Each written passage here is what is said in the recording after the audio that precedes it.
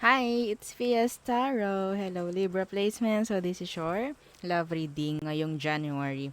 Okay, syempre, before tayo mag-start, kung hindi ka pa nakakapag-subscribe, please do subscribe and hit the notification bell para lagi po tayo maging updated sa mga mangyayari pa lang. Okay, and yes, don't forget na mag-follow sa atin pong FB page. And kung may tanong po no pagdating sa private reading, just message me sa akin pong FB page for more info. And yes, if you're interested na magpa-reading sa aking friend, message nyo lang po siya sa kanya pong FB page na Perception of Light. Okay, so yes, and don't forget to follow na rin. Thank you. Okay, so yeah, and yes, regarding sa ating all-in-one Evil Eye Bracelet, oo, ito ay laging available. So, just message us, oo, sa ating pong FB page. Oo, so, kung may mga katanungan, masasagot kayo doon. Okay, and yes, regarding din dito sa ating Evil Eye Ring, ganun rin, oo. And, ang kaibahan lang dito, this is limited lang po ang slot. Okay, unlike this one. Okay, so, yeah, let's start. Libra placements. Okay, so, ano bang meron? It's raining. Oo. Raining men. Okay. So, Libra. Anong meron? The person on your mind. Tingnan natin. Okay. Libra, Libra, Libra. Sun, Moon, Rising, and Venus. Libra. Who is the person on your mind? Okay. Okay. Sino ito? The Chariot in reverse. So, pwedeng Cancer yan. The Ace of Swords. Meron pang kailangan sa kanya or meron ka pang kailangan sa kanya.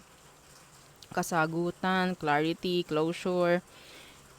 Hindi pa rin totally, yes, may nangyari ditong endings. Okay, some of you meron, kinat off ka nito or kinat off mo. Okay? This is your energy. Pwede kasing, yeah, this is air sign, the Ace of Swords. And, yeah, siguro, nandun pa rin yung energy ng unfinished business sa inyong dalawa. Okay, so tingnan natin. Actually, this person wants to communicate. Yes, gusto niya ng komunikasyon with you. As simple as communication. Okay? Ano ba ang pwedeng mangyari sa inyong dalawa? Okay, ngayong January. Or, tingnan natin, ano bang pwede? Ano bang magiging flow ninyo ngayong January? Okay. The Four of Pentacles. Andyan pa rin yung pagkikimkim. Okay? Pagtatago. Yan. Okay? Not letting go. Okay? And the Knight of Wands. Woo! Yun yung gusto ka. Okay? Andyan yung sabihin natin, gustong gumawa ng action. Okay? Pero, I don't know, mas pipiliin yung parang kimkimin na lang. Kimkimin na lang. Ano po yung kimkimin? Parang ano, ano bang ibang tawag doon? Itatago na lamang. Okay, yun, oo. So, andito yung paghanga, pero hindi ipapakita. So, ganyan. Andyan yung paghanga. Yes, andito kasi si Knight of Wands. Andyan yung pagkakagusto pa rin. In general, may gustong gawin. May gusto. Okay? Pero hindi papaalam. Okay? So, some of you, ito ha, some of you, if this is not your past person, pwede ito kasing taong to is nakakausap mo ngayon. Okay? May connection or communication na nangyayari sa inyo ngayon, pero nandyan yung parang hindi nagkakaroon ng pag-level up. Okay? Nandyan yung parang nagtataguan kayo ng damdamin. Iyon.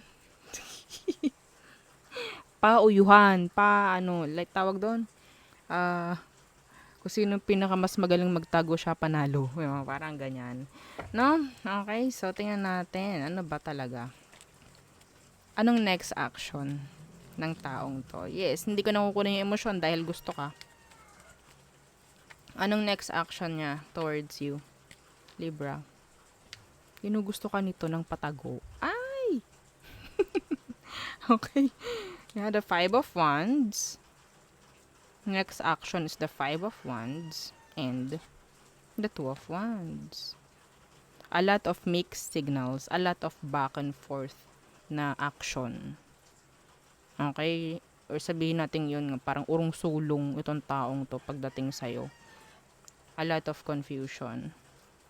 Pagdistansya, andyan yung drama. Okay? Andyan yung jealousy. Alam nyo, nakikita ko sa taong ito ha, next action niya is, hindi kasi siya lalapit, pero nandun yung like, mararamdaman mo yung pagseselos. Mararamdaman mo yung pagseselos or mahahalata mo sa kanya yung pagdistansya. Okay? Hindi ko malaman sa taong ito bakit hindi niya kayang sabihin. Kanya-kanya siguro na dahilan kung bakit hindi kayang gawin. Okay?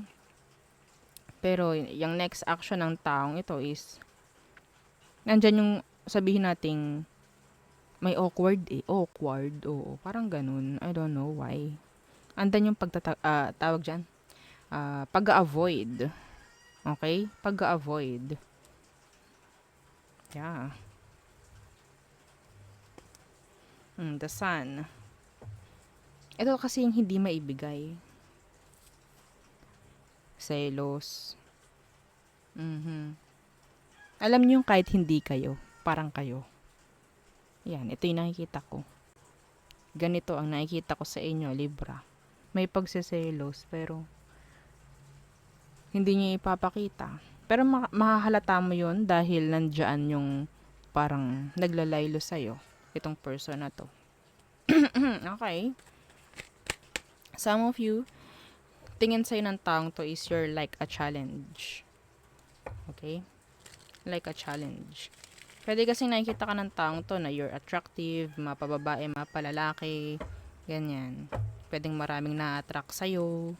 So, andyan na rin yung sabihin nating they're just like playing cool, no?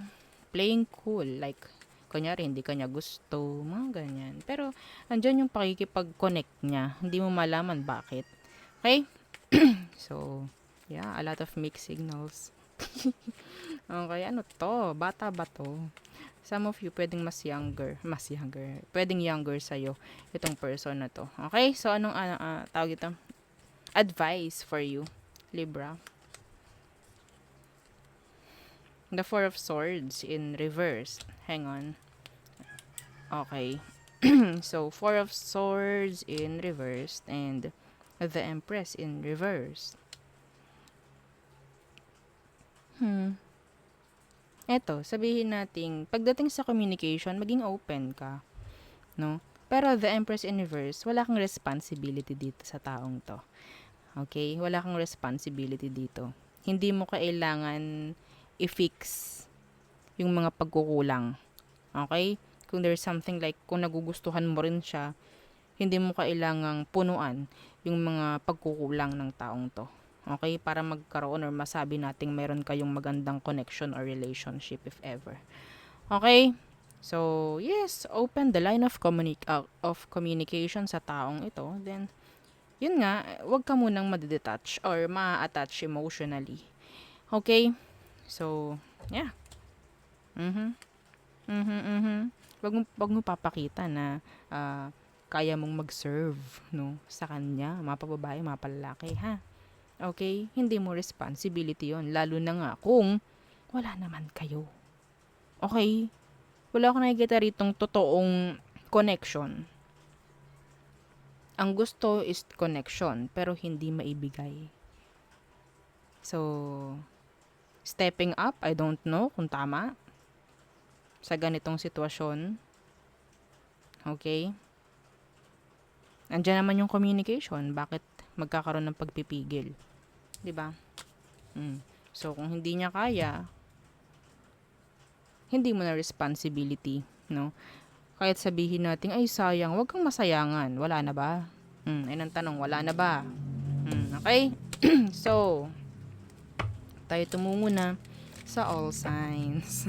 Aries through Pisces. Okay?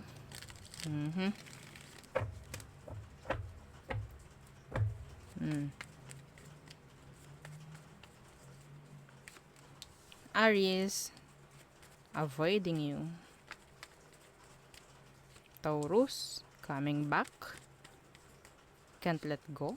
Gemini, being responsible, being practical.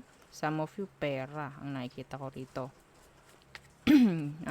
Cancer, waiting pagdating sa'yo. Still invested for some of them. Leo, avoiding. Okay? Virgo, stalking.